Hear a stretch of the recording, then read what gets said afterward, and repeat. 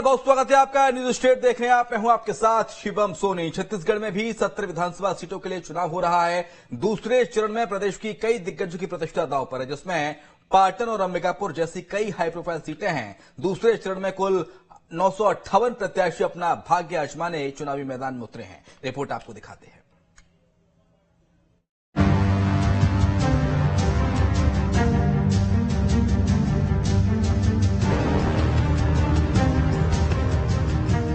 छत्तीसगढ़ में दूसरे चरण में राज्य में कुल 1,63,14,479 मतदाता अपने मताधिकार का इस्तेमाल करेंगे।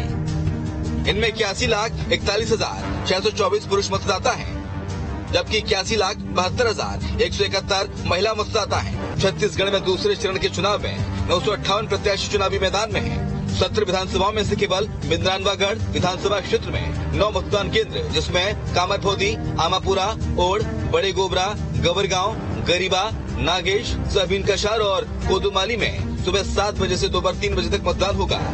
बाकी सभी विधानसभा क्षेत्रों में सुबह 8 बजे से लेकर शाम 5 बजे तक वोट डाले जाएंगे। छत्तीसगढ़ में इस बार कांग्रेस और बीजेपी के बीच कड़ी टक्कर दिखाई दे रही है।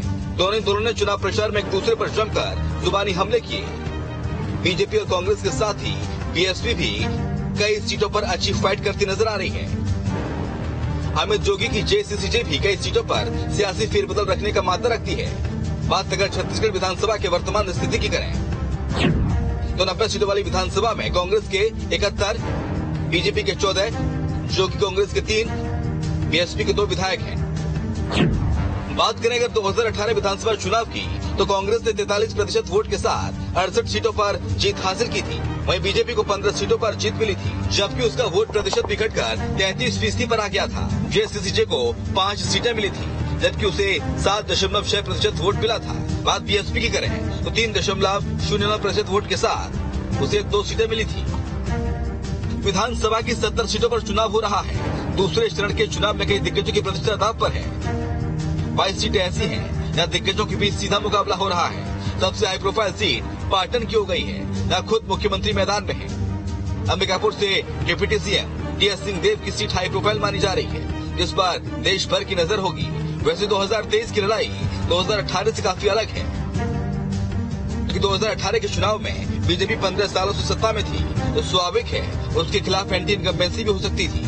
लेकिन इस बार कांग्रेस की सरकार है, इसलिए ज्यादा दबाव कांग्रेस पर होगा। अब देखना होगा कि क्या कांग्रेस 2023 की लड़ाई में 2018 जैसा शानदार प्रदर्शन दोहरा पाएगी या फिर बीजेपी के साथ कड़ी टक्कर मिलेगी। असली तस्वीर तो 3 दिसंबर को सबके सामने साफ हो जाएगी। लेकिन एक बात तो है कि छत्तीसगढ़ में भी इस बार तगड़ी फाइट हो रही है। Team news state.